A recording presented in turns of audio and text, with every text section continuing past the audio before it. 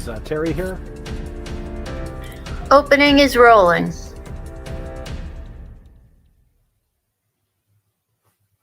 Hey guys, what can I get started for you today? Bananas away, regular? And I'll have the Rip Berry, but can I get vanilla oat milk and I'll add spinach and ginger? And can I substitute the raspberries for strawberries? Also add the chia and hemp seed, and definitely have the power booster and the collagen booster. And can I get that blended twice? Wow. For Alicia, custom chaos? One of a kind. You're one of a kind. Booster juice, freshly made, your way.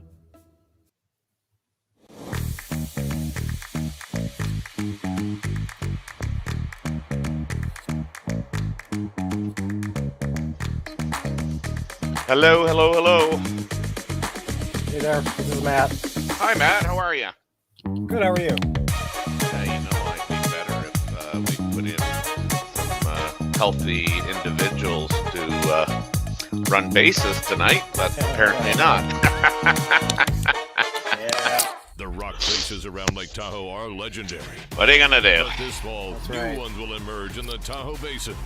Just be aware these are short commercial breaks, too. Perfect. Love it. First ever event in the U.S. is coming to Lake Tahoe, where the greatest rock stars on earth unite for 6 days of incredible curling. Who wants to run it? Celebrity appearances. This one. And après curl parties Doesn't you matter to won't me, want buddy. to miss. It's a few. All right, I'll go. Slamofcurling.com. Okay. Let's good. Have at her, as they say. All right.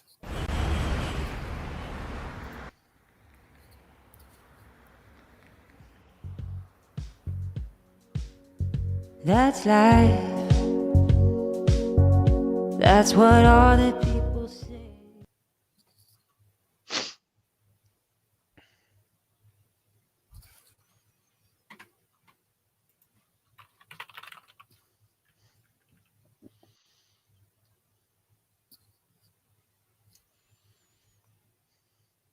Good evening, everyone. Welcome to the Saville Mix Doubles Classic here on Curling Stadium. My name is Matt Sussman, and I'm alongside Terry Corbin, and we're excited to bring you this match between two teams who have been undefeated so far this weekend. From the USA, Cory Thiesse and Cory Dropkin versus, from Japan, Miyu, Ueno, and Tsuyoshi Yamaguchi. Looks like Sorry, the Coreys are throwing yellow stones here, and Ueno, Yamaguchi throwing red, and they will have last rock for the first end. And Terry, we always see teams kind of set up differently in these first ends. You'll see sometimes the sweeper, the second person will be the sweeper. Sometimes they'll hold the broom. They got to do a lot in this game, don't they? Yeah, not my kind of curling. I like throwing two and yelling for six. that has its benefits. But this is definitely a game that plays quick, and all of these athletes they gotta juggle a lot of things, and they're all very good at it. Oh yeah, no, for sure. I mean, this is my second time being witness to the Dropkin Thiesse duo. The first time they only played 4 ends, I believe. They were just firing on all cylinders, and the last game I did, I mean, it just seemed to be whoever, if you made your first shot of the end and got a really good rock frozen to the back, I mean, it was kind of the end was basically over. So absolutely, yeah. It's a game that can go quickly, and a couple good shots can take an end away. But we'll see lots of rocks in play if you never watched it. And as you can see, we've got 6 rocks touching the center line in the first end. I mean, the good thing is in this situation, I mean, sometimes all it takes, when the angles aren't very good, is one team to say, I'm blowing it up, and next thing you know, they're sitting, two or three, and the end just totally switches around. But this weekend, for the most part, I've not seen one team like blow an end up, and um, the only time that there's been some real kind of I guess over strategic plays has been on the power play. And that is also another factor that teams are trying to figure out when to use it. There's reasons to switch it up, and often it'll be a defensive move, it'll be an offensive move, it'll be a team struggling and needs to get a different look. As you see here, Corey Dropkin throwing his second, I believe, and he's trying to just get a little angle change here. Looks like he wants to make a play on that red, get that frozen off there so he can have something for last couple stones there. So there's a lot of thinking involved in this, and that can really take up some time. Yeah, we were talking about that, earlier today, where, the game moves around, or along, I should say, a lot quicker. But we found that, there was a lot of discussion about shots that, just seemed like, well, what else is there? Like, I'm not seeing something else. Absolutely, that will happen a lot too. Because again, what else is there? And sometimes you have either an impossible shot or a hard shot, and so throwing percentages, when they do keep track of them, will tend to be a little bit lower. So we have Yamaguchi here with his second. He also gets up and sweeps his own stone. He is similar to Korey in that he skips his own 4-person men's team, but he's a pretty good athlete. He's able to do a little bit of everything for his team, whatever team he's on. He's looking to try to just take away that angle there as he gets right in there, and that's going to roll in. He is sitting 2 right now. That's a good result. Yeah, it is. Certainly looks like Corey Dropkin with one more. He will probably make a play, and boy, I think this is that shot, Terry. As you said, you could just throw one and make them all go, and I think you might be able to see all 3 reds possibly move around. It might also jiggle his yellows out of the way, but this could certainly open up the 4-foot. Mm-hmm. That top yellow might stick around, but I think you're going to see movement everywhere here if he places this correctly. Yeah, and Corey can throw it pretty good with the best of them in terms of peel weight. I'm not sure that he's throwing peel, but well,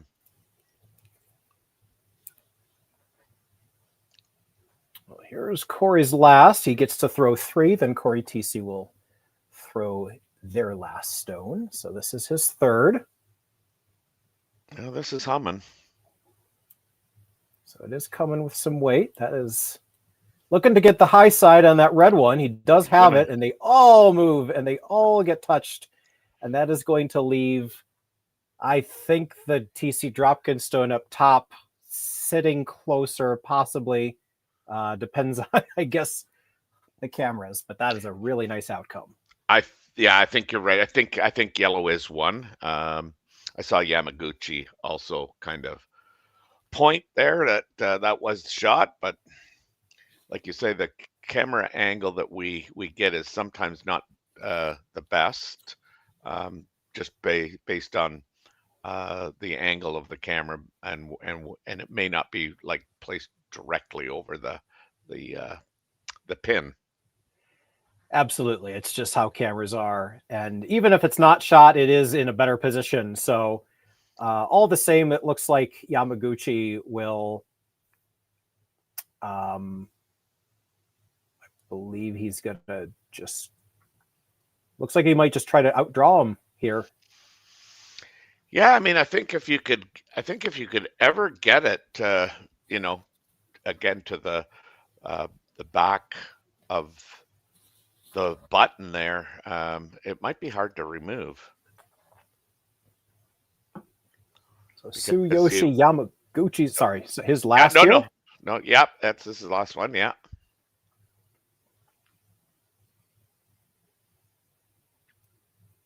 It's going towards the center line pretty quickly. Is it going to get Yeah, past the no. center guard? It's not. That's going to crash. Open Yeah. things up a little bit for him. Yeah, now, I mean, I think if you're Dropkin and Thiesse, like, do you look at, is there any way we can, generate this into more than more than one or two? Oh, I guess they don't have the hammer. Sorry, my bad. Never mind. Yeah, I think with the two reds the way they are, you can't Yeah. get rid of them both. But there might be a play there if you can hit and roll. I think Corey was signaling a hit and roll, and you could do a steal there. You could do a steal of two. But there's some opportunities here now, given the miss. Yeah, I mean, is it any good if you kind of played that in turn, tapped the yellow into the reds, and then rolled over in behind that yellow guard?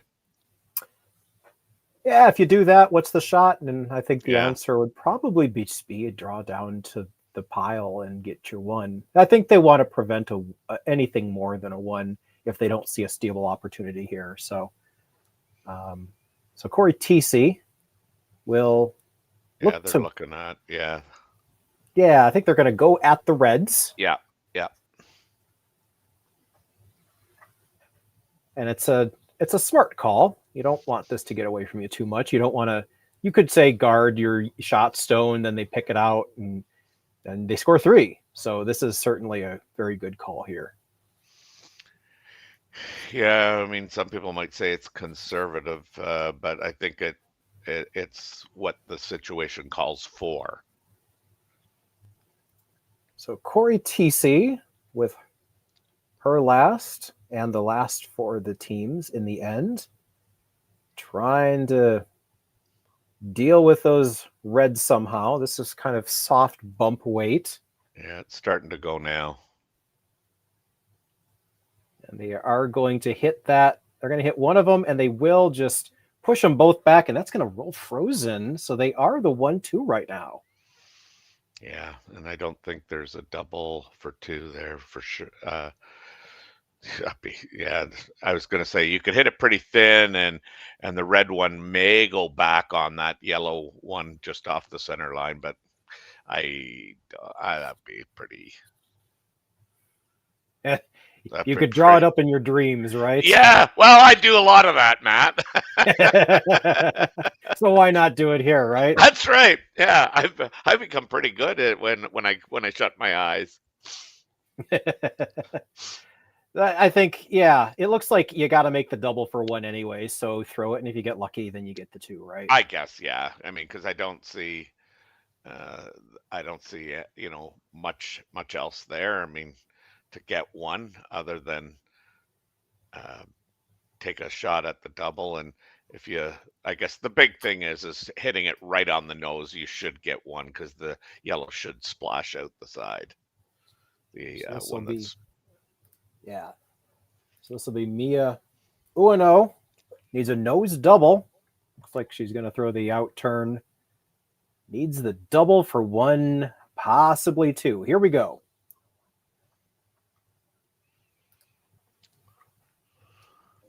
She's getting up there. Yeah, she's going to have to go to get this, keep this on the nose here. It looks like it's going to kick out. Yeah. Yeah, so she'll make contact, get rid of one. But that will be a steal of one for TC Dropkin. So we are at a 1-0 score. We will be back for the second. Hey guys, what can I get started for you today? Bananas away, regular? And I'll have the rip berry, but can I get vanilla oat milk and I'll add spinach and ginger? And can I substitute the raspberries for strawberries? Also add the chia and hemp seed, and definitely have the power booster and the collagen booster. And can I get that blended twice? Wow. For Alicia, custom chaos? One of a kind. You're one of a kind. Blister juice, freshly made your way. Hey Ben, what's the Aztec?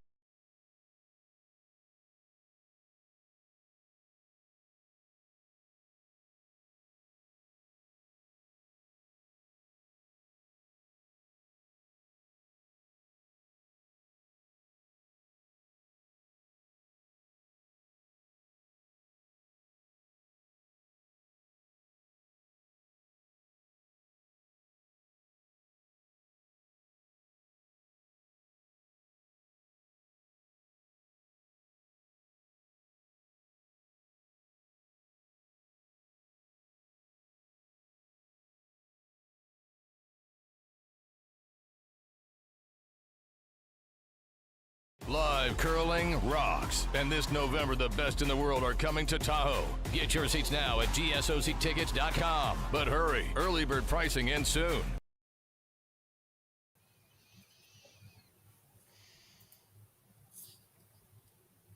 Back here in the second end of the Saville Mix Doubles Classic.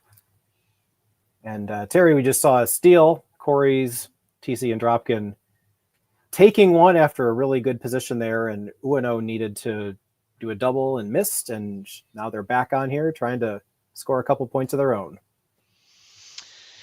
Yeah, I mean, certainly I think the decision that Dropkin and Thiesse made to kind of what I call blowing it up, but I think was well thought out, and it certainly created that opportunity. This one's really hanging, eh? Yeah, it looks like Yamaguchi trying to push it over a little bit, needed to hit it a little bit, but that will go into the back 8. So now, with the pinhole available, Corey Dropkin's first can try to take control of this end here, and they have been very good at this mixed doubles. They're, as I said earlier, they're 3-0 here. They are going to the Olympics as the USA team. They're former mixed doubles world champions, so they've done this a few times. Now, was Dropkin with Corey Thiesse when they won it? Yes, this was 2023. Oh, okay. Cory was also with one of the Anderson sisters. Yeah. Times. That's what okay. So yeah, because I did a game with Dave Schmel and we were talking about that. So. Yep. So Dropkins will come up a little short here, but they do kind of take control of that top 4. Not an easy way into the button, so they're still sitting pretty good right now.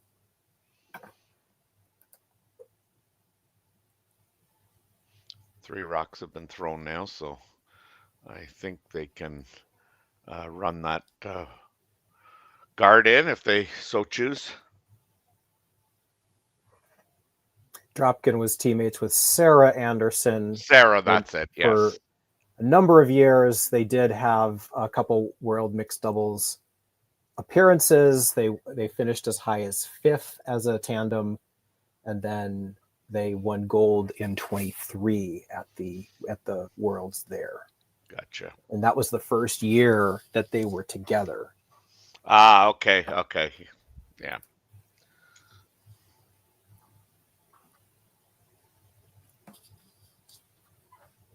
So Yamaguchi here, trying the run back here. See if they can make any noise with that center guard. He's getting right up right away. Trying to hit that, and look at that. They all fly. And it does leave 2 Thiesse Dropkin stones in the house, but that's a better situation, Terry. Yeah, I mean, again, getting control of an end, I mean, with the Corey Thiesse's first one, like they were able to like just make kind of the perfect freeze. And after a miss by Miyu Ueno, I think it was her shot that came a little deep with too much weight.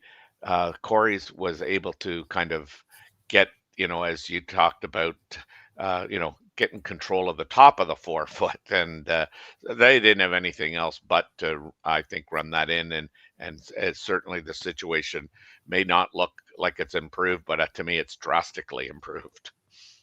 Absolutely, with the button available, something to Yes. do there.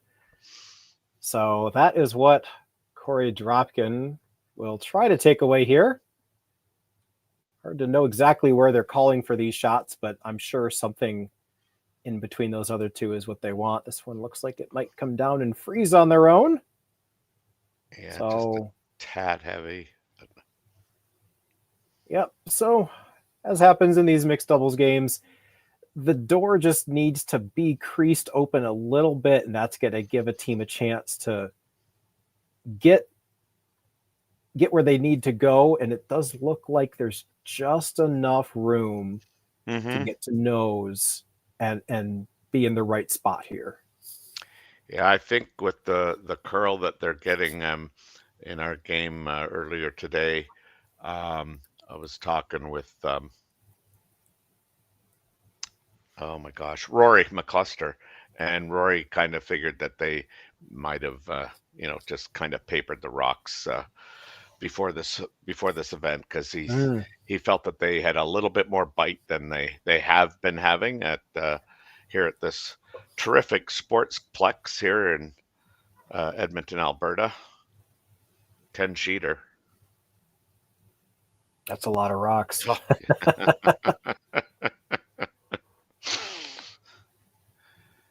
So Yamaguchi's second is out of hand, and I think he's just looking for about back line weight here. Although this one's curling a lot too on him. Should be by though. Okay, he's by the guard. Is he past the yellow? Yeah. He is. He's curling it in, and he got right there, and that will leave them shot stone. Excellent shot there by Tsuyoshi. Yeah. We have been talking a lot about the USA team for not broadcasters' bias reasons. We obviously have seen them a lot, but we have a number of Japanese fans in the chat. They watch a lot of curling, and we're really glad to have all of them out here in the chat. They're rooting on their teams, and both of these players. You got Ueno, who is a young curler. She's 24, with Yamaguchi, who's kind of a veteran, also trying to get to the Olympics on the fours side and the men's side, but they're hanging in there.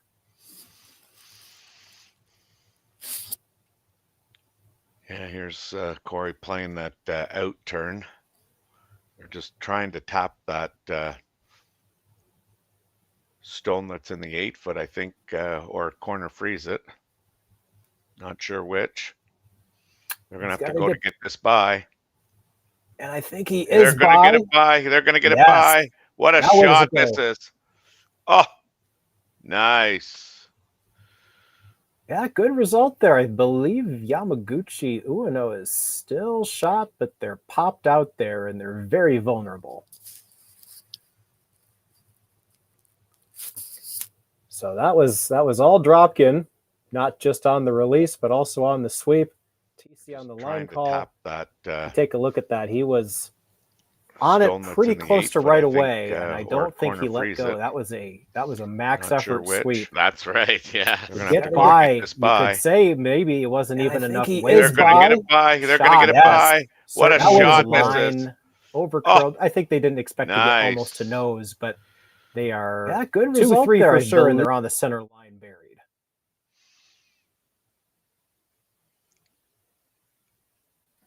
Yeah, Corey's in the back there trying to recuperate after that.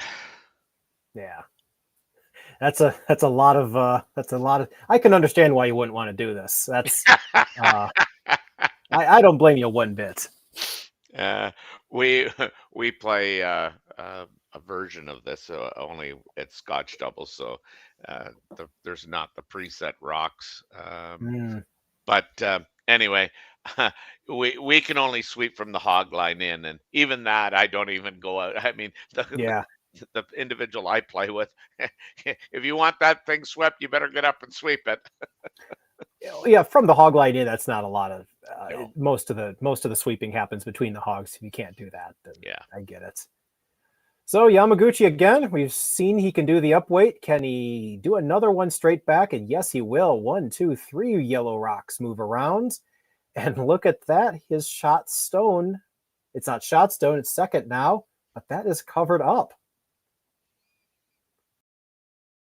Excellent shot there by Tsuyoshi Yamaguchi. Yeah, from the hog line in, that's not a lot. You can break this one down. Most of the sweeping happens between the hogs. You can't do that. Thrown really well, and I like his. So release Yamaguchi there, again. We've seen he can do the upweight. Can he do another one straight back? And yes, he will. 1, 2, 3 yellow rocks move around. So I'd still like to be yellow here. And yellow does have the opportunity here to make a play on that Ueno Yamaguchi stone. It is a little bit open, but with soft weight, you could certainly get there and move it back to sit 3 for the moment. This will be Cory Thiesse's throw.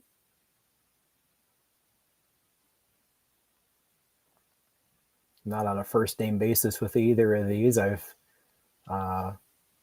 I think I've met them both briefly, but I don't know if they remember me. But they, you can't call them Korey. You gotta specify. That's right.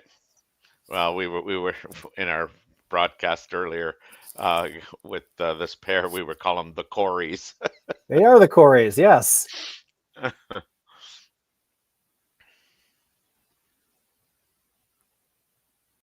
So this is Cory Thiesse's last stone. Can they get another steal opportunity here? This looks pretty good. Dropkin just chaperoning it. Now he's sweeping to curl. He does have a piece of it. He's got it, and he's going to sit right there. And they are sitting the 3 with last rock coming up.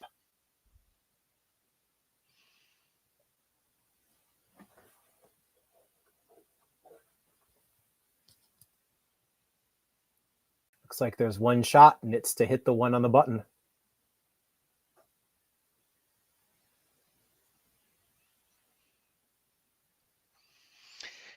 Yeah. It's not like you can, just run down and throw a big hit here at it. I mean, you're going to have to, I think, play somewhat of a controlled weight shot, and you can't afford to hit it on the high side and roll out, because if you do, you're giving up 2. You also can't afford for this thing to over curl and you chop off the top one and go over top of the shot rock. Yeah, you could give up 3 that way. Yeah. So precise here for Miyu Ueno. Needs basically nose here. So here we go.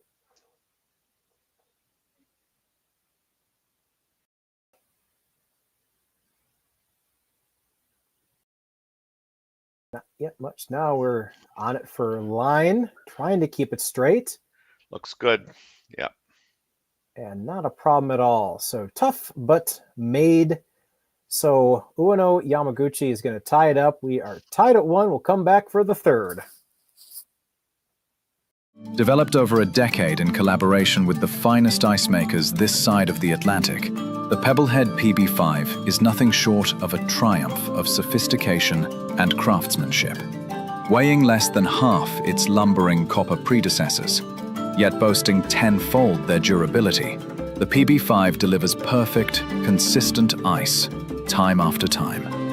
The PB5 by Pebbleheads.com, the apex of ice-making ingenuity for the roaring game of curling. The 2025-2026 Grand Slam of Curling schedule is out, with big events happening all over Canada, like the Masters heading to London in September, the Tour Challenge from Nisku this October, the Canadian Open from Saskatoon in December, And the Players' Championship from Steinbeck coming in January. Early bird weekend and full event passes on sale now at gsocktickets.com. Let's rock!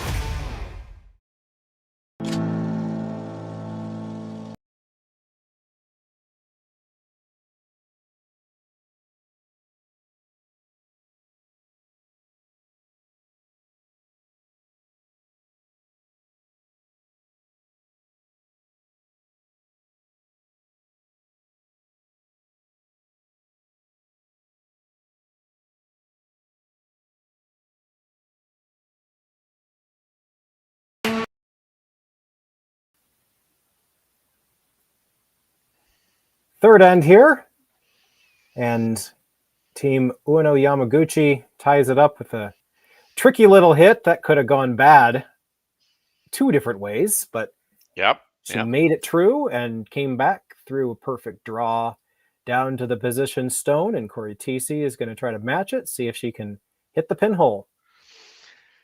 Yeah, it's one of those, third end, first time with the hammer. Let's see what they can create and see how much imagination that they also have. And they've had some good games so far this weekend.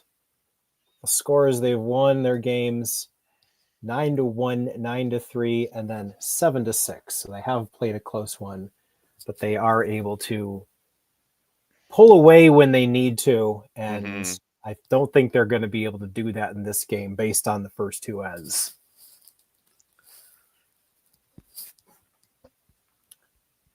So the draw to the pin is there. Now Tsuyoshi Yamaguchi will see if they can say that's all you're going to get. Can he get one on top of the yellow? Needs this one to curl over. He's trying to move it. He is moving it. It is coming down, and it's going to land just a little short. Top 8.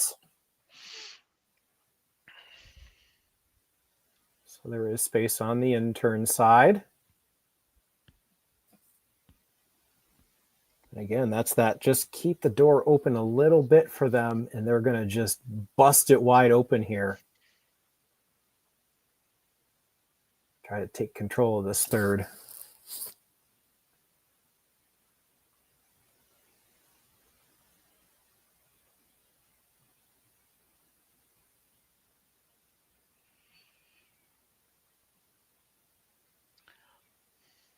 The one thing I guess you notice it more just because it's so isolated, but the technique by these sweepers that are playing, mixed doubles, head right over the rock. It's so nice to watch. I mean, we're talking like real good technique, a lot of power being exerted on that broom head. And as you can see in that last shot, that's absolutely what they needed. They got it. I think they kissed the red one, but then it just rolled right into the frozen spot. Froze on their own. I don't know if that's what they intended to do, but it's not a bad angle for them. And Terry, going back to your point about the sweeping, I've noticed this as well with the mixed doubles sweeping, is you're seeing with a lot of these specialists, not so much, but with the 4-person players, you're seeing that technique start to happen in the 4-person game, where you're seeing that lead sweeper just doing whatever they can, and the skip calling it that way.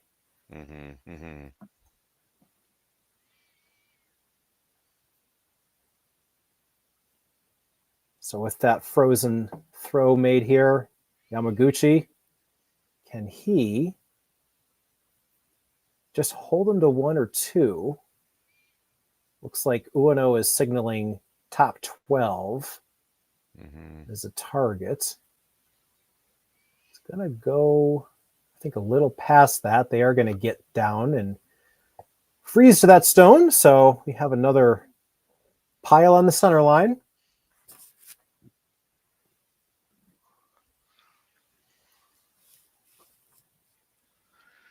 Now the angles are favorable, I think, to red.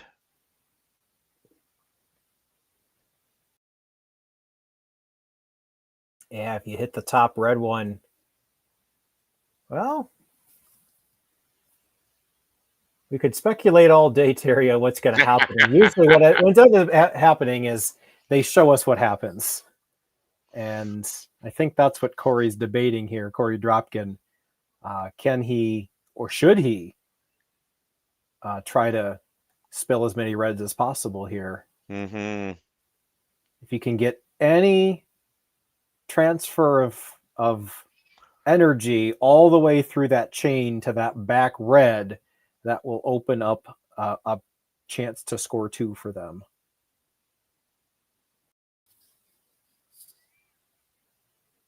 Yeah, I think the red on the top of the 4 is going to be the difficult one to remove.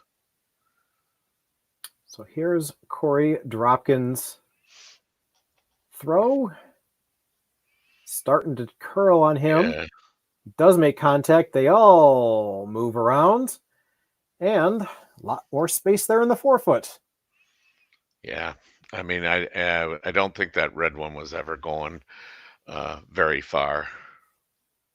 The one that shot rock now. Yeah, so after all that, they've seeded Shot Stone. Shot Stone is now Ueno Yamaguchi's, and it is undercover.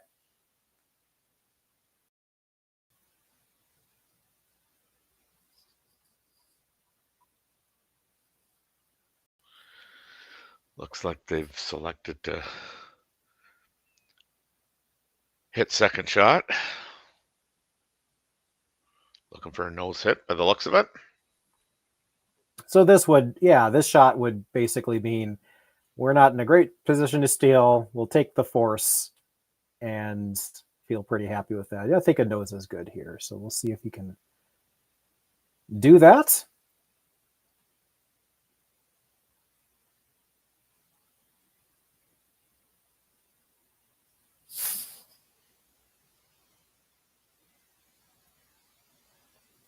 Nothing yet on the brush. Yeah. They've got it on the nose. So they are counting 3 at the moment. This will be Cory Dropkin's 3rd throw. Didn't see the call, but it looks like, I'm sure it looks like a draw to me here. Mm-hmm. They can get anything under cover. Back 4. Force him to chase it. Yeah. That's the one thing about the mixed doubles that I find a little bit more difficult is when it's the 4-man, we kind of know what shot's been played probably, 80-90% of the time. And this is, because there's no broom, kind of put down, you're left guessing a lot of the time. Yeah, so here's Dropkin trying to push this one distance and curl, and he will just get it to the tee line. That is a good brush there. Mm-hmm. And yeah, Terry, back to what you were saying about not knowing what the call is. They put the broom there, but they're clearly discussing the shot right now. Behind the hack, they say, all right, this next shot's made, we're going to do this. And then they just do it.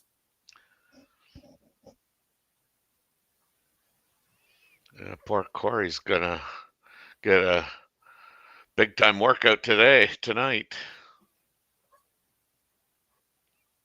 Well, he's not like us. He's very fit. He's been doing this. He's been traveling with his 4-person team. He's been doing this. He's probably got other things he does. Well, you know what? I mean, I don't think a lot of people appreciate how taxing this is on your body and your knees at times. And Corey's not, kind of one of these guys that's, playing twice a week. Like they're playing sometimes 5 to 6, 7 games on a weekend. And when he's playing this mixed doubles, I mean, he's doing a lot of sweeping, and this is a guy who's like normally holding the broom, and yelling at sweepers. Yep, and there he is watching Miyu Ueno's final stone, trying to pick out the yellow, which she does with ease, and that is going to leave a draw for 1 for Cory Thiesse. Yeah, this. I mean, this is their first chance at an end with the hammer, and they've been forced to one. And so this is definitely a good game so far. A lot of shots made, both sides, back and forth. You see the touch shots, then you see the big bomb. Everything goes away. And then that leaves some relatively easy shots at the end here, but I wouldn't say a draw against 4 is an easy shot, but she does have backing. So she's got that for her. And she's also got Cory on the broom, so. Oh, then in that case, well, why worry? That's right. So final stone here in the third end. Needs a big piece of the yellow ring here. Not a panicked sweep at all. Very methodical. Now some effort's being put into it, but I think he likes it. He's got a little bit of backing, and I think he loves it. Not a problem whatsoever. To make it real good, cover the pin, Cory Thiesse. Yeah. No, take backing, the one. What backing? What backing exactly? We'll be back for the 4th. Hey guys, what can I get started for you today? Bananas away, regular? And I'll have the rip berry, but can I get vanilla oat milk and I'll add spinach and ginger? And can I substitute the raspberries for strawberries? Also add the chia and hemp seed, and definitely have the power booster and the collagen booster. And can I get that blended twice? Wow. For Alicia, Custom Chaos? One of a kind. You're one of a kind. Booster juice, freshly made your way. Developed over a decade in collaboration with the finest ice makers this side of the Atlantic, the Pebblehead PB5 is nothing short of a triumph of sophistication and craftsmanship. Weighing less than half its lumbering copper predecessors, yet boasting tenfold their durability, the PB5 delivers perfect, consistent ice, time after time. The PB5 by Pebbleheads.com, the apex of ice-making ingenuity for the roaring game of curling. Live curling rocks. And this November, the best in the world are coming to Tahoe. Get your seats now at GSOCtickets.com. But hurry, early bird pricing ends soon.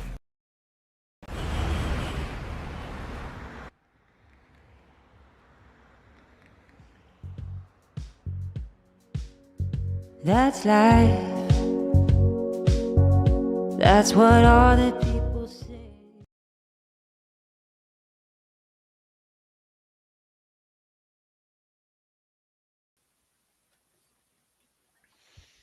So here we are in the 4th end. We had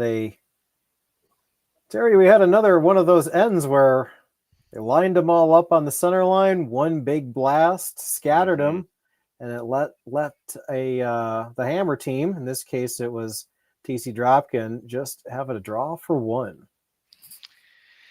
Yes, now the third opportunity for this team here to have the hammer and see what they can generate. Yamaguchi and Ueno. Cory Thiesse's first came up a touch light. It's top 8, good position, but Ueno with a chance to go around all that, try to get to top 4. That's kind of the magic zone here in mixed doubles, is top 4, top 8. You want everything kind of there. Yeah, I mean, I wondered if they were honestly throwing it short. Like when I say short, like not trying to get right to the backing of it, because I mean, I think Cory could have swept that a little bit more and chose not to. So I'm wondering if they were trying to just, kind of get a top 4. Yeah, top 8's not a bad spot. Like I said, it's you don't see it land there, but there could be a strategy where you can put one in the top 8 and use it later.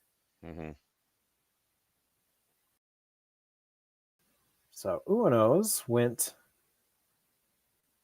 back button. So now Corey Dropkin with a chance here to get to the button, freeze there, and see if they can be in control here.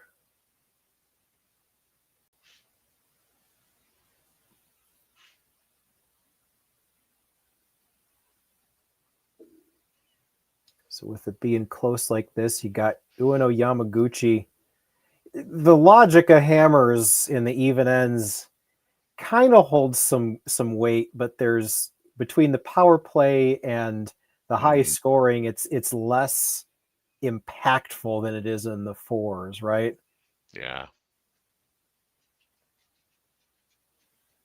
It's amazing as the rocks are the same, the playing area is the same size, but in some ways it's just a completely foreign game to some people.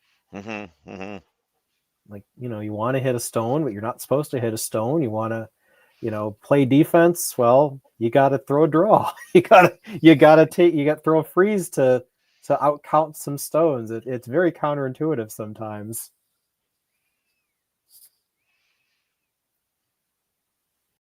Well, and I think here, you see a lot more, protecting a rock. You can have two, three, say reds and one yellow, and you're protecting the yellow, but I mean at the same time they're all kind of around the same area, which makes placement of the guard sometimes not as critical.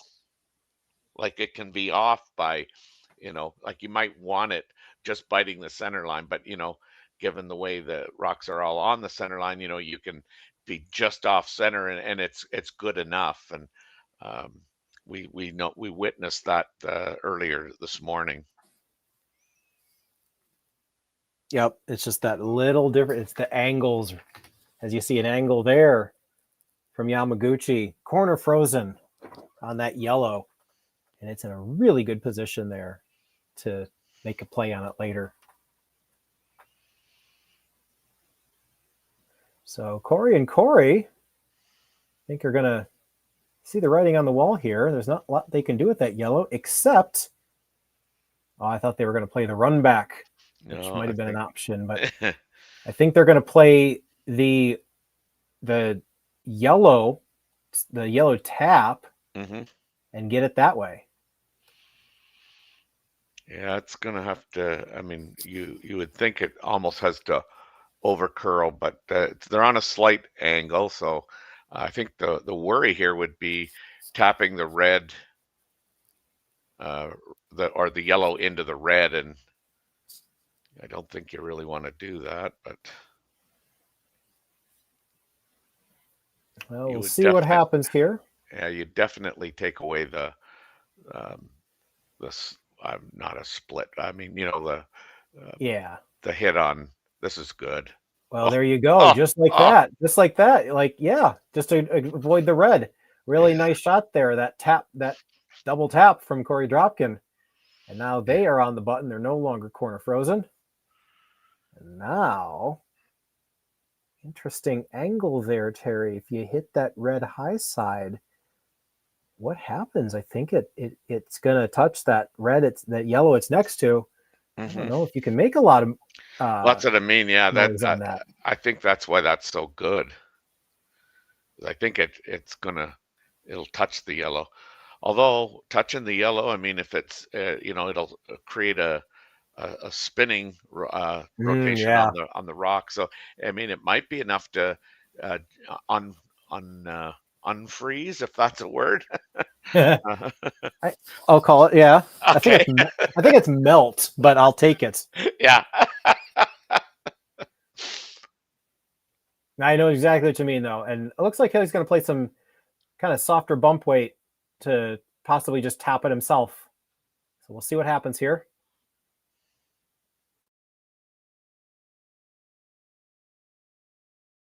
Yamaguchi. Get the angle right on his own red. Yeah. He's going to hit it almost to nose, and that will go into shot stone, bounce off a little bit, and as you said, unfreeze it a little bit. The yellows are all lined up, and Corey does have a shot there to possibly sit 2. He's got about half of that stone, though, so he doesn't have a whole lot. Mm-hmm. And I think here now you have to be really careful and strategic about where this next rock goes, because the red onto the yellow is there.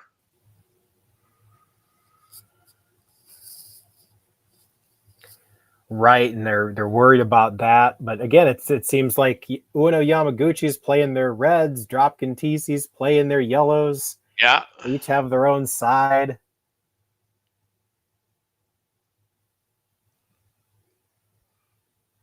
So again, I think this will be similar weight to Dropkin's last one, most recent one. Try to take the angle away here. Even if you go, Terry, yellow, yellow, and you move that red a foot, that might be enough to take the angle away. Mm-hmm.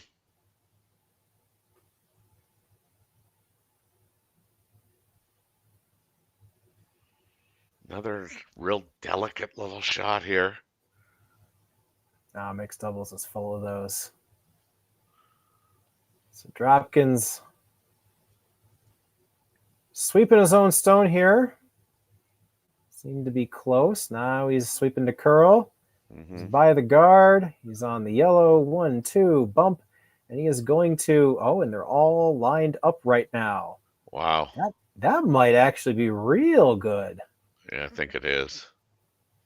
All lined up.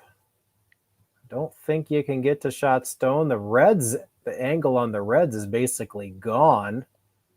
There's a triple on the reds if you nose them, Terry. I think they may be trying to sliver that red in because onto the top yellow on the top of the button. Yeah, hit a quarter of it. Yeah, I think that might again unlock that yellow on the pin and kick it out enough that that red one on the side of the button above the tee line could be left as shot. Yeah, so with Yamaguchi throwing his third here, he certainly wants to give his playing partner, Miyu Ueno, a chance for something. Like you said earlier, sometimes there's impossible shots. Yeah. You got to give her something on her last.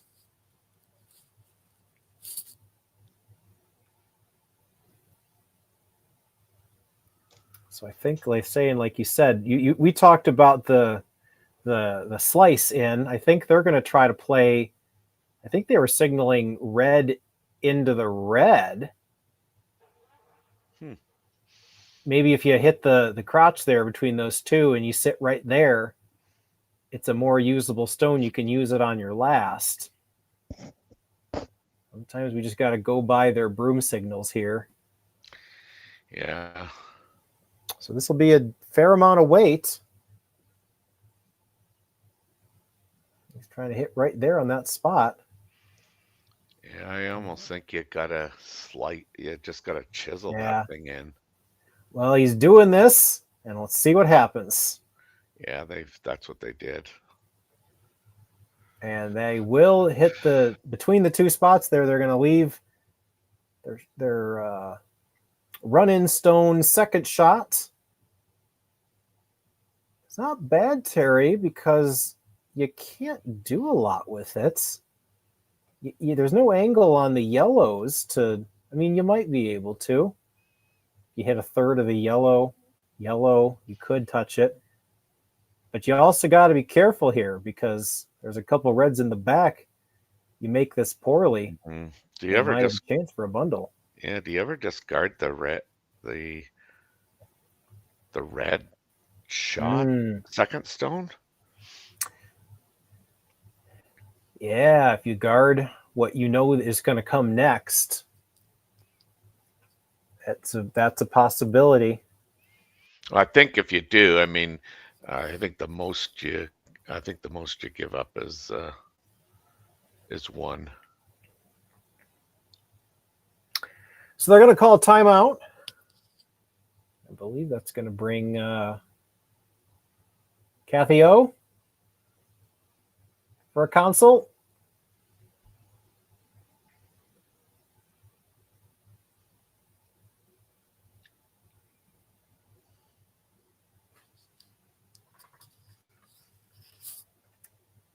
A quick one at that. Yeah. Maybe the timeouts in mixed doubles are even shorter.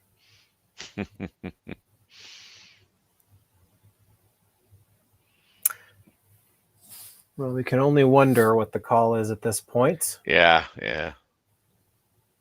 But I think the guard's not a bad idea. I like it. Because then what? The other option is try to make a play on the yellows. You could do I think yellow is going to do a lot. You could do yellow promote. Looks like they are going to play on that side. I'd guess this is a guard then. I would think so. I mean, I think anything else is you expose yourself to potentially a deuce. So Corey Thiesse. This does look like just a guard. Yeah, and here's where I was saying, like, these guards don't have to be, as precise maybe as you would if you were in the 4-man thing. Yeah. Just because of the amount of rocks that are in and around a 4 foot, like, and the angles and all that stuff. So sometimes it's just taking away paths. So now, after all that simple guard is going to force a difficult shot for Miyu, Ueno. Mm-hmm. They eyed up a double. You hit that double too thin. You're giving up a huge steal. Oh, I mean this is dangerous. You slice that top one. It may go yellow, red, and leave 3. Yeah, potentially. And it looks great on the overhead, Terry. And then you look from the down the ice view, and it's like, ugh. I know.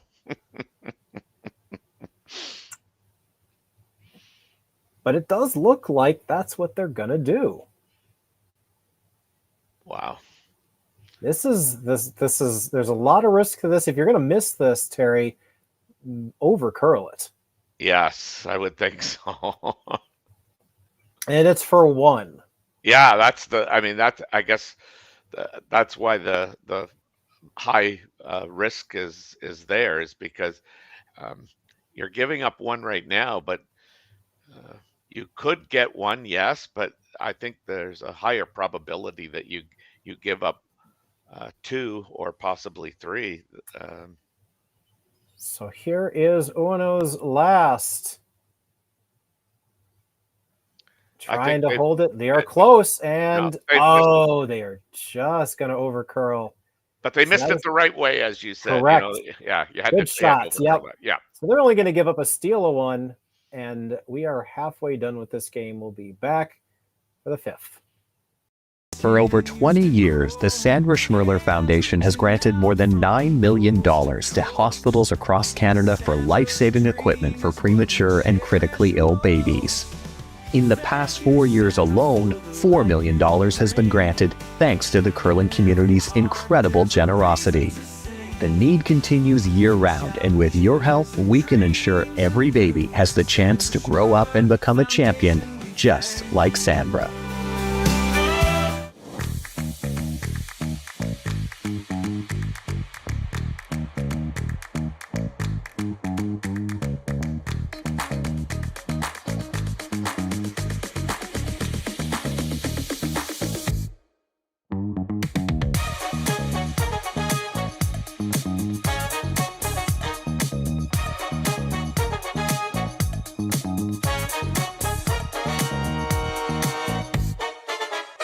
Welcome to therockshop.net, the official store for the Grand Slam of curling. Whether you're looking for the best hats, stylish clothing, fun toys, or unique accessories, The Rock Shop has it all. Shop online anytime at therockshop.net for exclusive Grand Slam of curling gear, or come see us in person at your next event. therockshop.net, where fans find their favorite curling gear.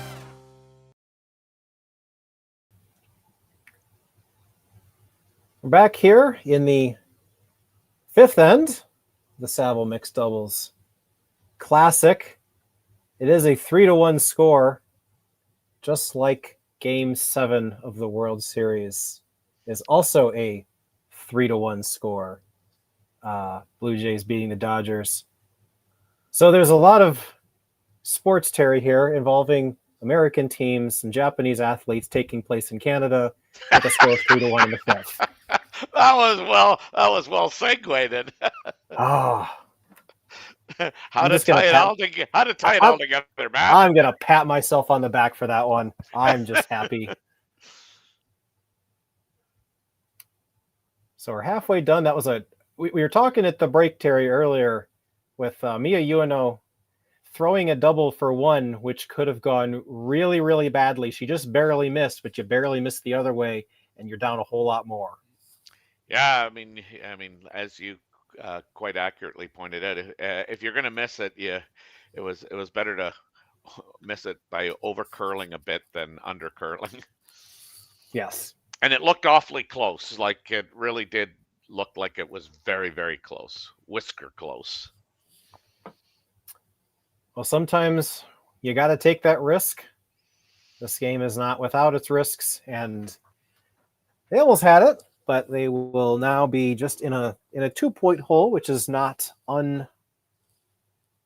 unmanageable as we go to the middle stones. I've always wanted, I wish there were better defined positions for the person that throws the first and fifth and the person that throws second, third, and fourth. And we haven't ever quite, the positions are male and female. The male typically throws the middle three. They don't have to. It's usually what happens. But there's no like middle position or ends position. Yeah. There needs to be. Maybe we can come up with one tonight. I think, I agree with you. It's typically 3 rocks thrown by the male person. And I mean, I've seen, and again, it's not at this level. It's more, kind of a tier 2 down. You do see a few of the women throwing, the 3 rocks in the middle. But yeah, for the most part, it's the female throwing the first and fifth rock of the end, and the male throwing rocks 2, 3, and 4.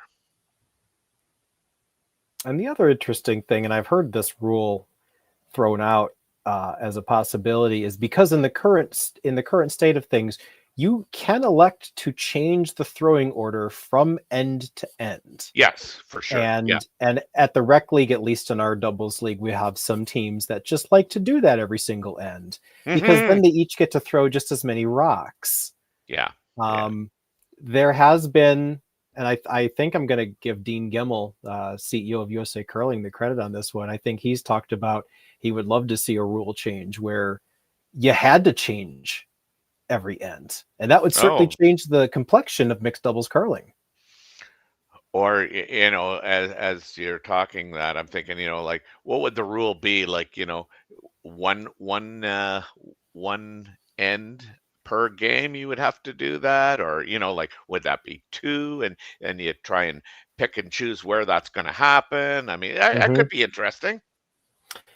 Yeah, I think it's you come up with rules, and then the players conform to the rules and figure out how best to use them. And a lot of times, if someone's throwing 60% of the stones, it's almost at this point you could say it's a game between Dropkin and Yamaguchi, because they are throwing the majority of stones, and it is a good game. And obviously, Cory, Thiesse, and Ueno have to make their shots, which they are. And so, it's, the rules that we made them up. We can always change them, right? Yeah, I mean, I would. I'm surprised, given that the option is there, that depending on the score, that what a shot that is. Oh, I'm sure you had a good point, but Cory Dropkin just threw a triple. So the rules. We'll have to mention that. Here's the replay. We can always change them, right? Yeah. Yeah, I mean, I would. I'm surprised, given that the option is there, that Cory Dropkin, and then depending on the score, slightly high, and catches. What a shot! Yeah, that's a. I'm sure you had a textbook way to make a double, but it certainly looked good, and that clears the board of red stones. Yeah. Yeah, I know So what I was saying is, yeah, I would have thought, for instance, so the score is 8-1 or whatever. You just see teams just switch it up for an end because you can do it for an end. So and I have done that as well when my mixed doubles partner. Sometimes just depends on how we feel. We'll just switch it up. But if we need to, I'll throw more takeouts sometimes versus her, and we'll if the lead is if we have a lead, we'll do that. So yeah, I can see that as a possibility for based on the goals of the end. You could have teams change their lineup. Mm-hmm. So I do like it. It's a if people haven't tried it, if you're out there and you've curled and you've played a couple years and you're trying to pick up some new tactics or skills, a lot of new curlers that have talked to me have said that they like it because it feels like practice to them. Well, I mean, and to follow up on that point, I mean, I see a lot of these younger athletes that are coming out of junior and even in junior, U21s, but certainly the U25s. A lot of them are playing this mixed doubles, and I've talked to a few of them, and they think it does enhance their shot making on the fours because they're facing these shots on a regular basis, and just ticked that.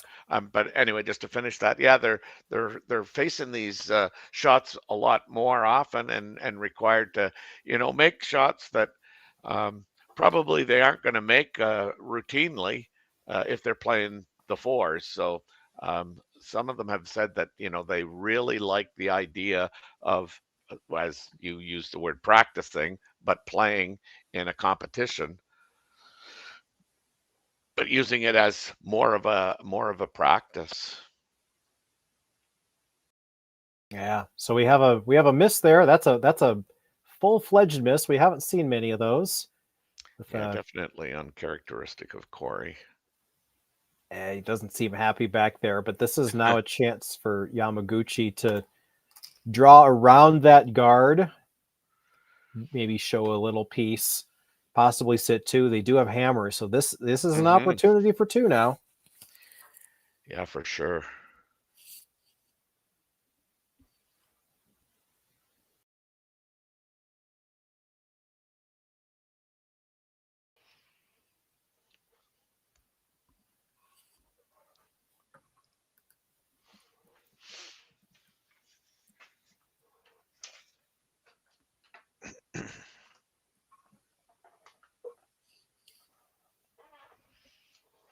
So based on the room positioning, we're looking for top four. Yeah, this could be a real good opportunity. So that will go under the guard. Can they get second shot? Yes, they will. Yep. And they are underneath. And that's going to be an interesting draw for Corey TC. They have one left. Where do they put this? Do they concede the two? Yeah. I think their options are try and hit that out of the back four and get a little roll to the pile side, and or they can play the straight draw. Yeah, freeze is there. It's not the most comfortable shot, but again, with mixed doubles, you're sometimes playing a shot you wouldn't play in a four-person game. Well, I think too that what might dictate this shot too is the score. I mean, you're up 3-1. I mean, I would just think that you want to avoid the 3 spot, and at worst, you're tied playing 6, or you're tied playing 7. Sorry. Yeah. I'm finishing an end before it finishes. Yeah, we're in the 5th. Yeah. No, we're in the 6th.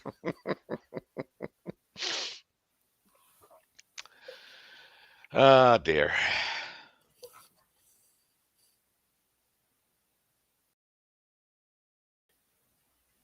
This is Cory Thiesse's last. We need it to curl. I believe they are playing the hit. Can they get a little bit of roll? Can they get shot out of it? And they can, and they are under cover, so that's a very good result for Cory Thiesse. But can they certainly have a shot right back to get there too. It's not easy though. No, they elevated the degree of difficulty by a small margin.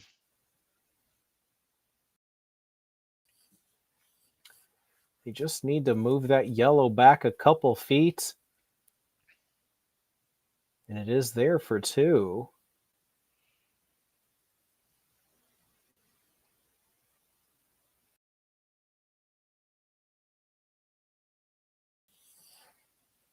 This will be a chance for them to get back into this. They've given up 2 steals already. Yes. Stop the bleeding with a good one here.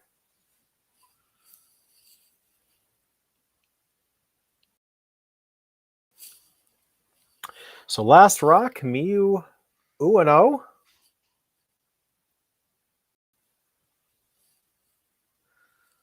Interesting, that the Korey team, they sweep, and both of them are down, but he held the broom for her, and she's gonna have to curl this one hard, and they're not gonna get the 2.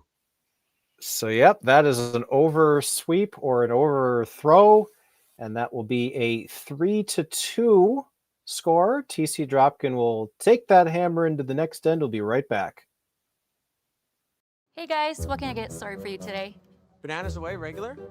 And I'll have the rip berry, but can I get vanilla oat milk and I'll add spinach and ginger? And can I substitute the raspberries for strawberries? Also add the chia and hemp seed, and definitely have the power booster and the collagen booster.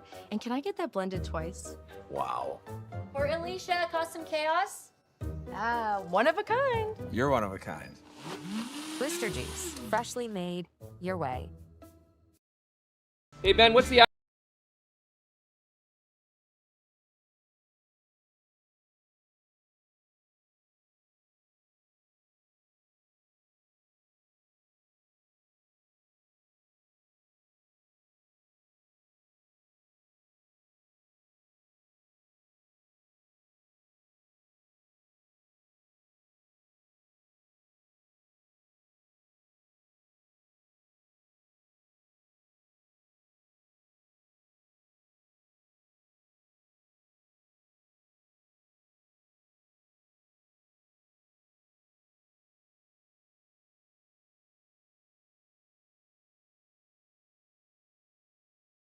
Live curling rocks. And this November, the best in the world are coming to Tahoe. Get your seats now at GSOCtickets.com. But hurry, early bird pricing ends soon.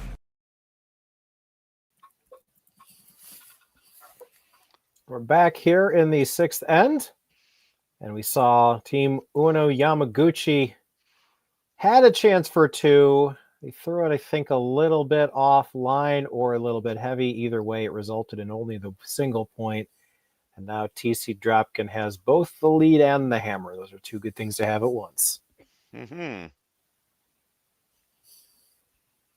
So we were speculating leading into the end if they were going to use the power play. If you're not sure what that is, no, it's not hockey. It's the chance to move the position stones off to the sides. You can do that once per game for a number of reasons. But with this being the 6th end and Dropkin TC having a guaranteed another hammer end, they will probably wait and do that in the 8th if this all is they score with hammer, or something goes bad, they can do it in the 7th. Yeah. I thought it would. I thought it would have been an interesting play. I mean, to ensure, well, not ensure, but increase the likelihood of scoring your one, and that would have probably forced Yamaguchi and Ueno to potentially use their power play in 7. It can be a cat and mouse game sometimes with Yeah, those yeah. decisions like now you do it. But we're doing our standard draw to the center, see what we can do here. And Yamaguchi with a chance here. Can he get to the back one? He's got to get by. Is he by? He's by. And he is to the back. He's shot for now.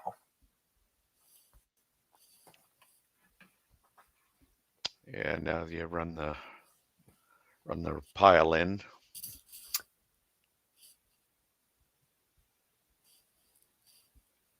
Yep, so this will be time for takeouts. You can see a number of stones clear the area here.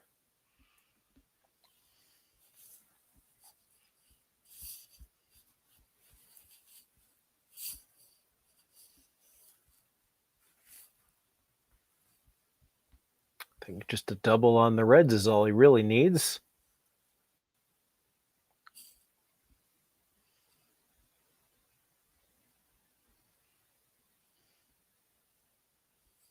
So here we go.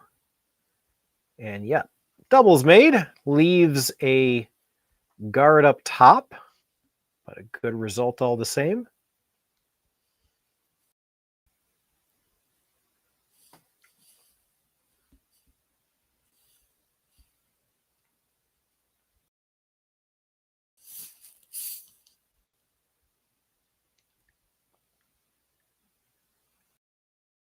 So Yamaguchi here can, I think, still just play on that yellow in the top 4, push it back, roll a foot.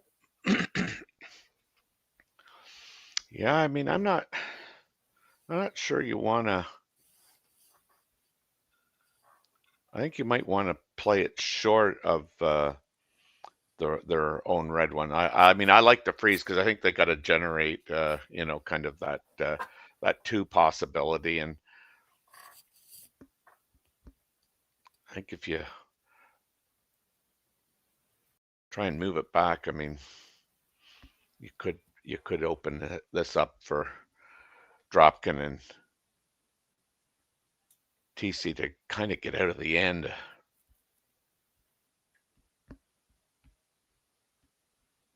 Looks like they are doing that. Looking at our brooms in a different spot, but I think they are looking to protect their red. Might be going down to it. Nope, I think it's going to be just covering it. Ooh, that looked like late late finish there. But it does take away the potential run back. And Cory Dropkin's eyeing up how much of that red can he hit, and can he make any noise in the 4-foot with it? I mean, I almost don't think so, but I mean, it does look tough for sure. I don't think hitting the red flush is getting anything he really likes. No.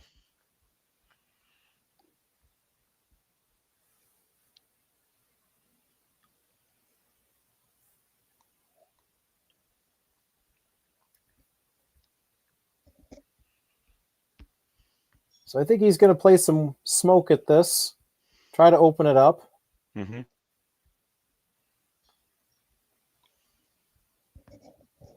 Again, just a double, I think, is good, right? Yeah, I do.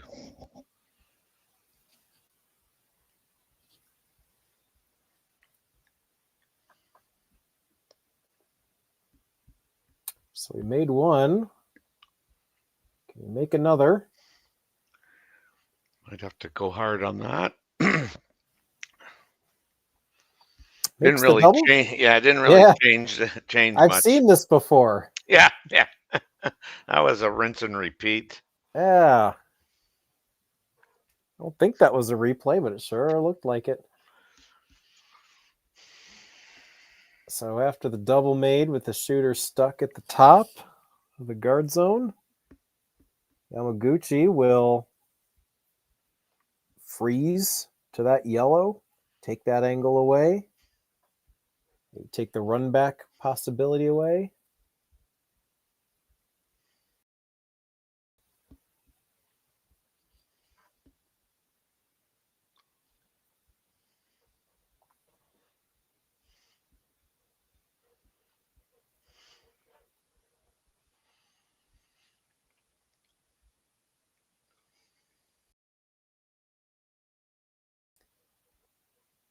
He hasn't left this sweep. Yeah. There he goes. Now he's... That one curled better in. Didn't totally lose it, but he did stick it on the center line, and that is protecting it pretty well. But I think that now that it's further into the house, Corey might be able to do something with it. Maybe hit it over top. Hit a third of it. Red, yellow, red.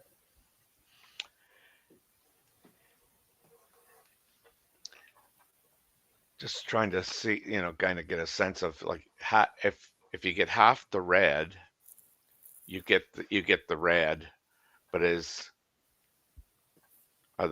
are both reds going out of the rings? Well, I think that's going to be the question. You can certainly hit it. You can go red, yellow, red. As Corey Dropkin's coming back down to look at it again.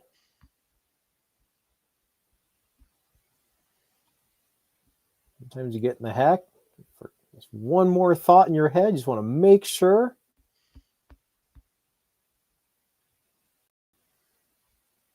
And that's another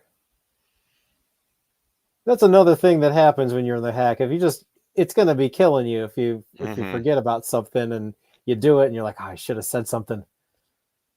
There's no clock here. You can take the time you need and make sure you set up the shot you want. Well, certainly on the overhead, it looks like, you hit half a rock, but I mean, then when you look at it the other way, I don't know. I think this is always the call. So we might have a clean house after this, but we'll see. This is Corey Dropkin's last rock. And there's 1, 2, 3. They're all moving. And that will leave them with 2 in the back of the house, and that's a pretty good result. Yeah, I think that's as good an outcome as you probably could have hoped for.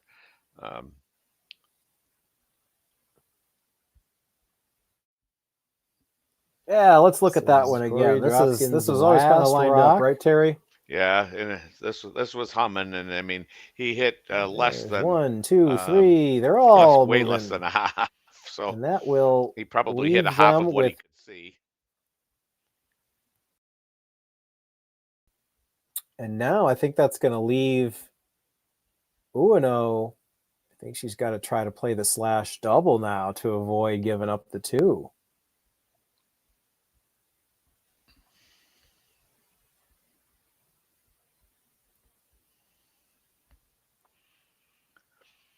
Yeah, that's what they kind of indicated, that they were going to have to play that double and sit 1. And I mean, you can't, if you blank, you lose. So that would force Thiesse into playing a draw for 1. So makes sense.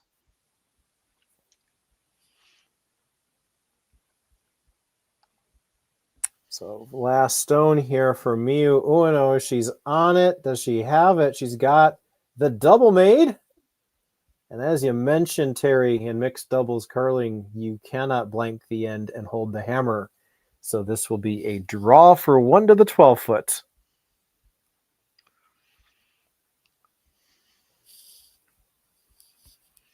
And then you got to believe that if whoever scores, the power play will be on in the following end.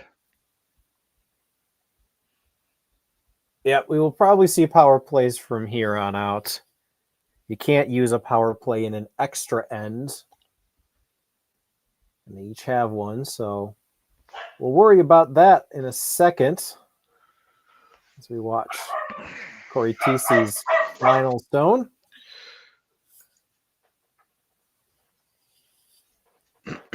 Just needs full 12 foot. Yeah. Corey Dropkin's not worried. Not a single Corey is worried about the shot. That's right.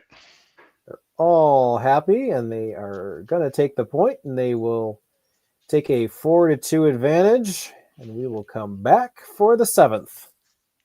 Developed over a decade in collaboration with the finest ice makers this side of the Atlantic, the Pebblehead PB5 is nothing short of a triumph of sophistication and craftsmanship.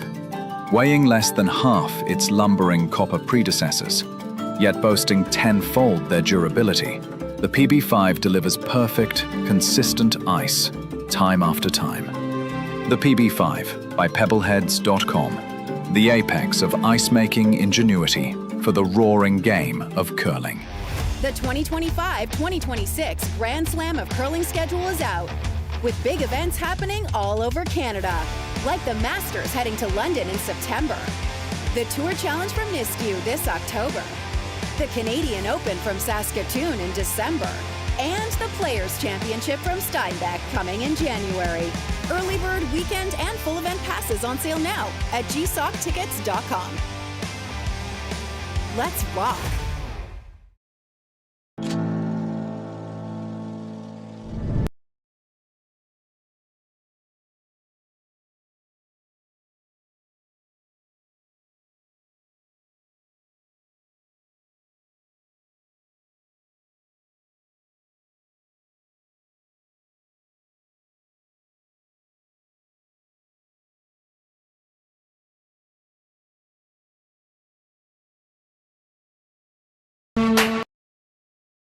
Oh, really?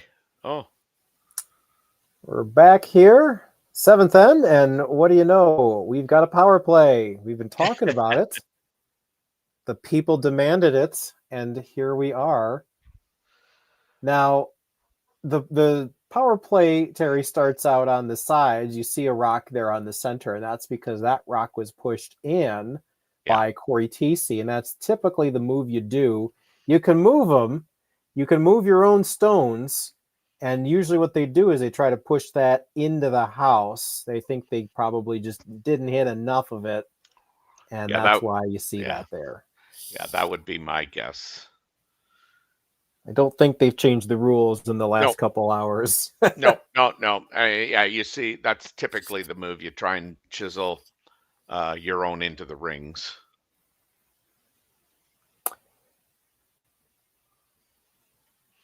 So Ueno Yamaguchi really want to get 2 out of this. So a lot of ways you can do it. You can split the house and kind of pray the double's not made. You can use the guard that's there now. In this case, I think they're going to go under door number 3, which is put the guard back. Yep. Yeah, that was the call.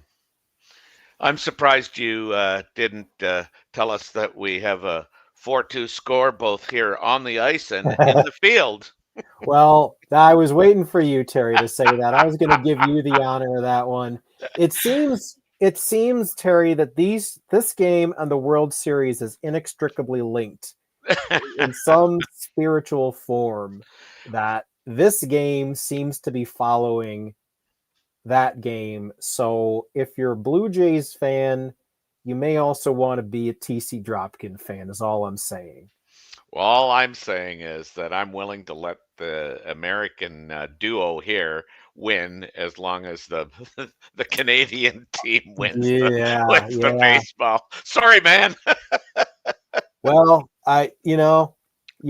sport, it doesn't matter what sport it is. There's superstition everywhere, and you can be on a hot streak, and you can try to do the same thing, not wash your underwear or eat the same meal you had, because it just gets you in the right mindset that I'm doing something right here, and I don't want that to stop. So, but it is. The score has been. It hasn't been exactly the same, but it has been 3-1, 3-2, and 4-2, just like this game. So there's a lot in the air in Canada tonight.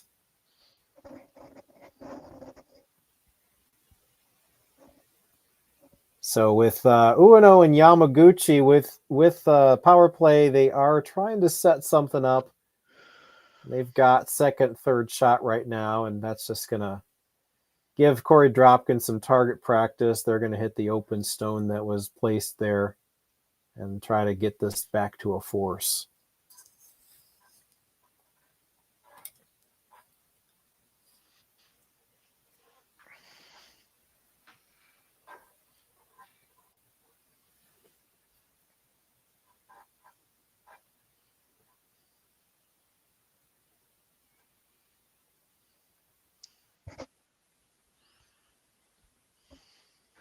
So if they can do that, I think a force would be fine for TC Dropkin. That gives them not only the lead, it gives them the last rock, and then they're using their power play, and a steal is really, really difficult at that point. Yeah.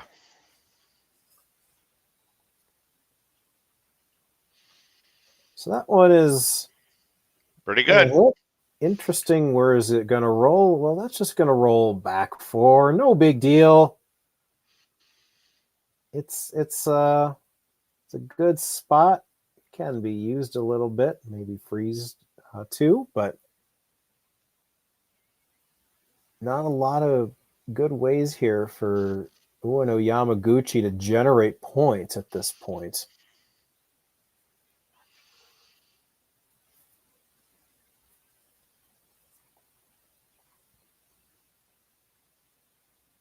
There is another subtext to some of the athletes in this game, Terry. You've got, we mentioned before, TC Dropkin, they're going to the Olympics. They're going to the Olympics in mixed doubles.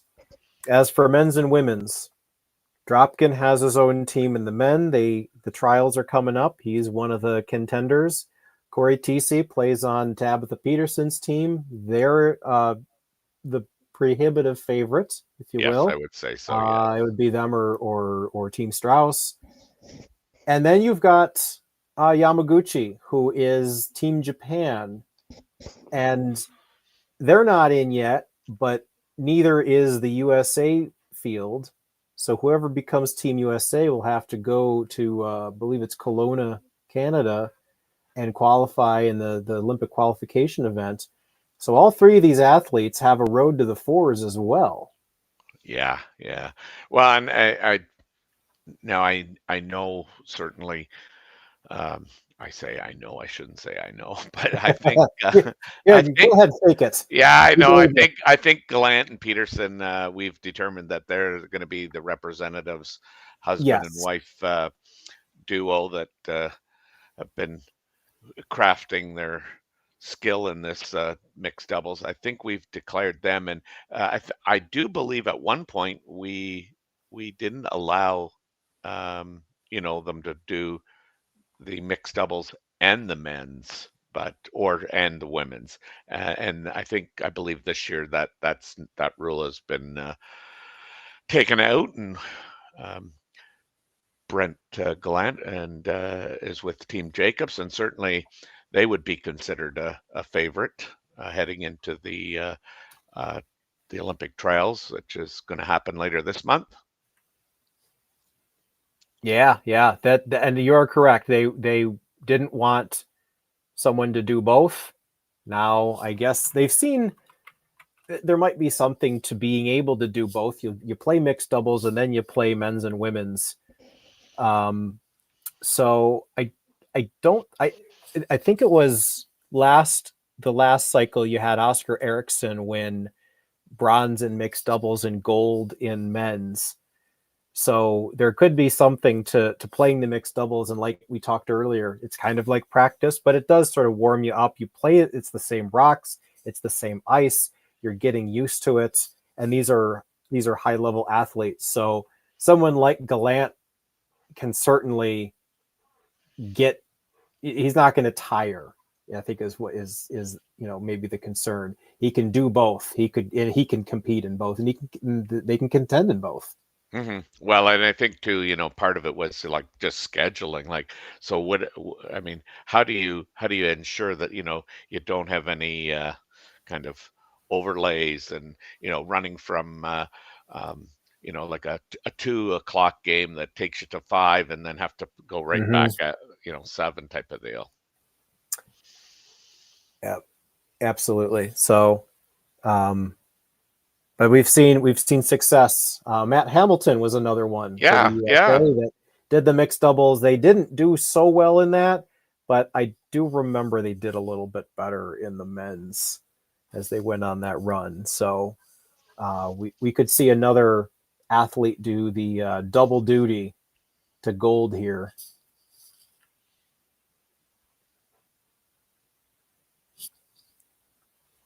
So we see an opportunity here. Dropkin went for the run, try to clutter everything up.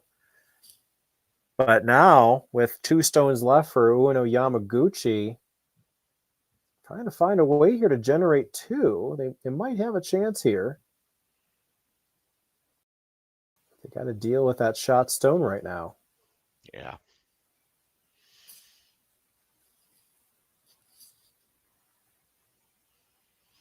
Certainly this, typically you see more action outside on the wings here when you do a power play, but this thing's changed around a little bit. Yeah, that kind of that ticked guard sort of turned this back into a standard end again. Yeah. Yeah, because of it, if they get it into the house, certainly that changes things a little bit, but just ticking it to the center line and just short, allows the play to be drawn into the center as well after they weren't able to utilize that corner guard. Yeah. So we had I think we had a tap opportunity here, and it didn't quite. I don't know if it was down weight or not, but yeah, I'm not sure. Now, the interesting thing, Terry, is how do you prevent a 2 from happening? Well, the nose on the red makes the 2 yellows go away. So you might even want to take a run at the top red. Yeah. Yeah, so the top red double might touch the yellow, which might touch the red. So is that a triple then? Mm-hmm.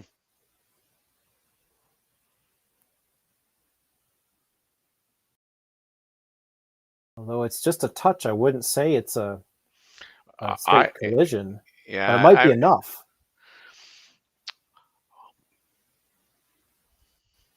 If you could end up 1-2 after it, your shooter sticks right there.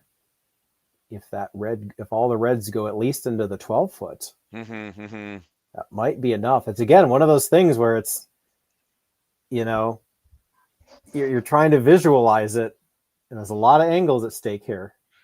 Yeah, for sure. And just some guys just have a knack of these angles and can see outcomes and what you leave. And I admire those people that can do that. I've always thought, like a Gushu is one of those guys that he just sees outcomes and what you'll leave the opposition. Yeah, that is. It's one of those kind of things in the back of your mind. You see the shots, and you're able to it's a matter of executing them. And here we have to guess what they're calling. I think they put the broom kind of in the middle of 4-foot on the side. I think they're looking to play some kind of hit. Question mark? Yeah, that one's good, buddy. That's good. Yeah. I'm with you on the question mark. Yeah. Well, here we go. It is got a little bit of weight to it. It is going to make contact with the red, and it's going to roll. Yeah, I think that's what they were. That's what they were playing. That must have been it. I'm Yeah, sure of it. Yeah. Not panicked at all. No. So that covers up the red-yellow combo a little bit. Now, the stone, Terry, that's really hurting him right now is that yellow in the back of the button. Yeah. Oh yeah. I wish that one wasn't there. I'm wondering if you actually almost knows it. So if you played the intern, which like on where the broom is on that side, if you just hit it ever so slightly high, where they all go, and you definitely leave one red shot. Yep. Yeah, so it's a matter of they want to score, sure, but they also would love to score too if it's there. Oh, yeah, for sure. And I think you're going to have to throw, some weight. I don't think you can throw just a board weight shot. I think you're going to have to throw kind of a controlled shot. Now, board may allow you to move 3 of those rocks for sure. Or 2 for sure out of the rings. But I mean, I would think you'd like to see that back yellow one go as well. Yeah, I think that might just be a yellow, red, yellow. Yeah, I do too. And that's the simplest one. We've seen them take some risks in this game. So for sure. We'll see what they do here. Can they get on the board here in the 7th? This is final stone in the 7th. I think they're just playing for the 1. I really do. Does look like that. Not much on the brushing. Now they're on it. Not much. There we go. Yellow, red, yellow. And they are going to bump. And, 1 for sure. But yeah, I think it's look just the like 1. It's yellow. Second shot. They're going to take a look. We're going to take a look. And Corey was it is yellow. Corey was quick to say, "You got 1 now. Let's go." So that'll be a 4-3 advantage for Thiesse Dropkin. They'll take the hammer. We'll be back for the 8th. Hey guys, what can I get started for you today? Bananas away, regular? And I'll have the rip berry, but can I get vanilla oat milk and I'll add spinach and ginger? And can I substitute the raspberries for strawberries? Also add the chia and hemp seed, and definitely have the power booster and the collagen booster. And can I get that blended twice? Wow. For Alicia, Custom Chaos? One of a kind. You're one of a kind. Booster juice, freshly made, your way. Developed over a decade in collaboration with the finest ice makers this side of the Atlantic, the Pebblehead PB5 is nothing short of a triumph of sophistication and craftsmanship. Weighing less than half its lumbering copper predecessors, yet boasting tenfold their durability, the PB5 delivers perfect, consistent ice, time after time.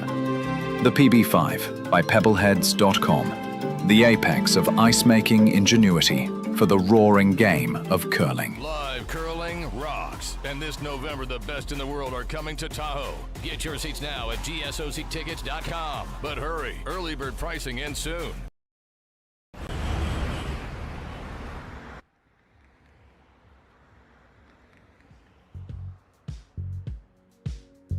That's life. That's what all the people say.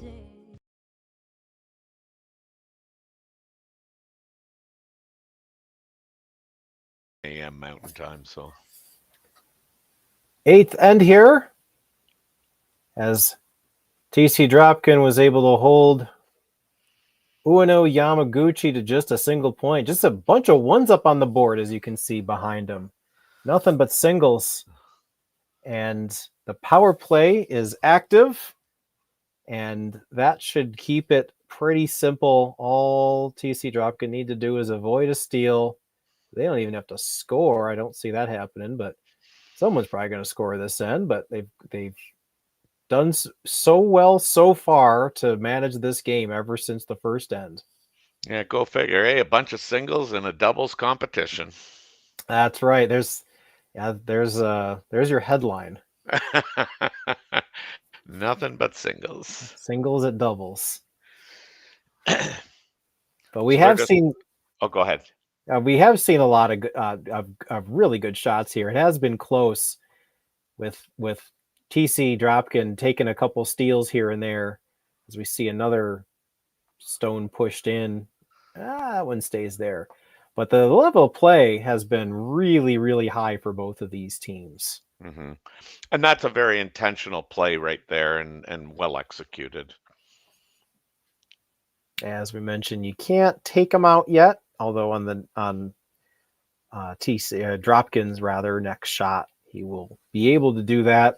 Mm-hmm. And they will. So it's a matter of finding some way to make a shot hard. But right now, they're just going to, whatever they put up, that's going to be target practice for Cory Dropkin. I think they're going for maybe a high guard, halfway guard, just off center line. Yeah, that's what they certainly indicated for sure. So,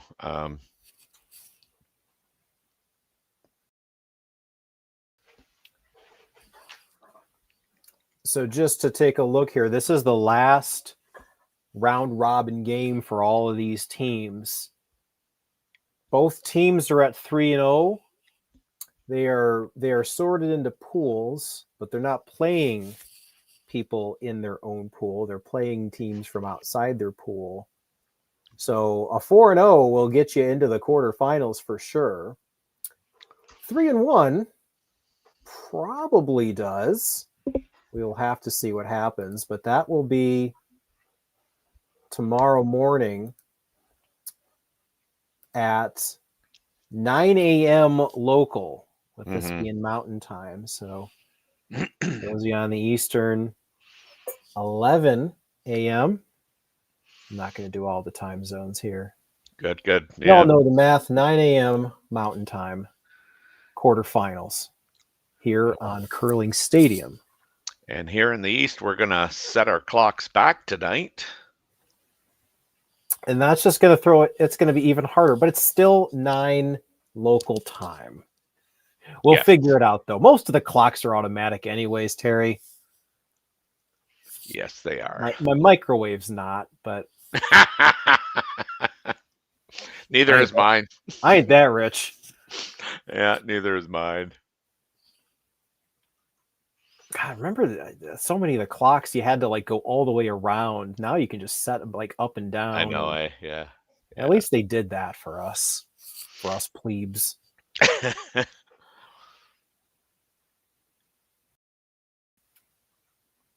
So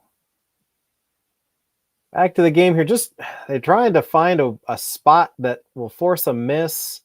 Yeah.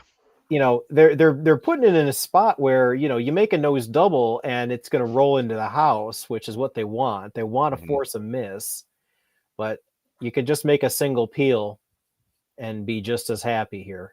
Yeah, I think so.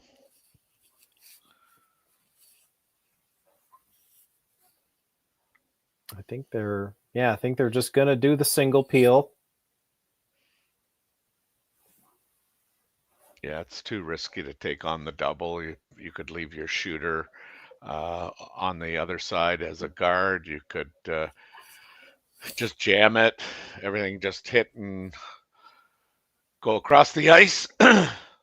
or just make the double over top like he did. Wow. What a shot! What a shot! That's really good. We're gonna we're gonna take a look at this one again. It Shooter, is the double on over the top. other side as a guard. You could just jam it. Everything just hitting so well across the ice. well swept. I mean, or there. just I'm make the sure double that, over top. You just roll into the center by playing it, but the miss was definitely high side. But yeah, you just go great shot. And that's going to leave the 8 foot wide open, and they're going to have to play on that frozen stone, or not frozen stone, buried stone. Freeze on it. Words, nouns, verbs.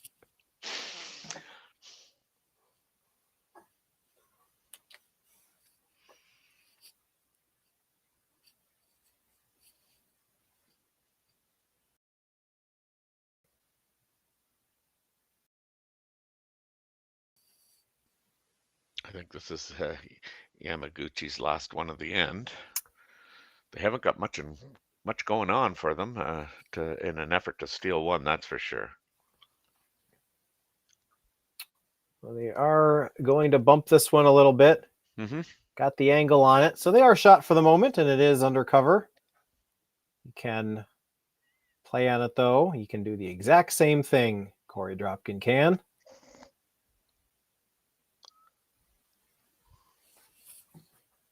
He can do a lot of things. He could open up the guards. He could, I think he's just going to play down to this and bump it back. And it's like Corey Thiesse is also signaling. You could also just draw open. What's that? What's the harm there? That is what they'll do.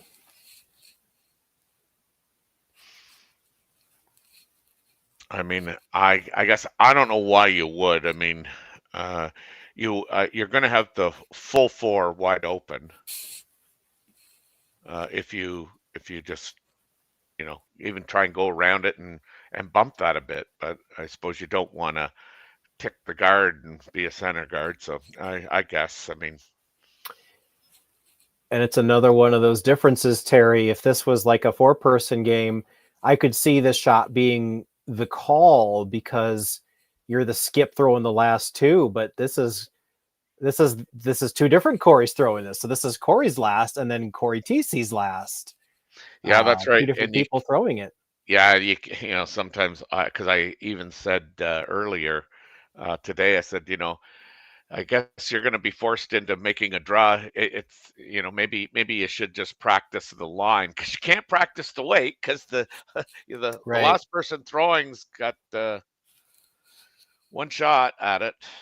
Now look where that one landed. That was right behind the tee line. Is there a freeze to get out of this end? Well, yeah, I think a little on the high side.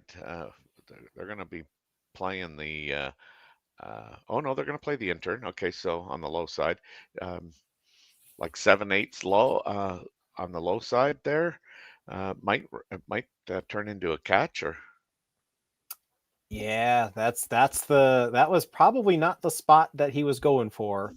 Corey was. Yeah, that's the only reason I didn't like that. I mean, I think you can make yourself a more difficult shot on your last one, but.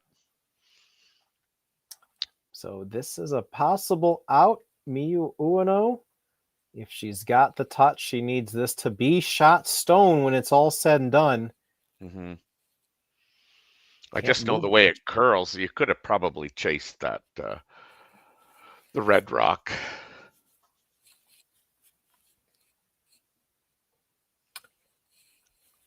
So we'll see what they have here. Need a little bit of magic.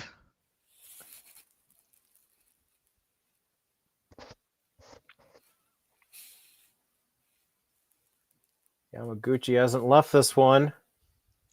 Is it over curling? It is over curling a lot. Now they just need the straight draw.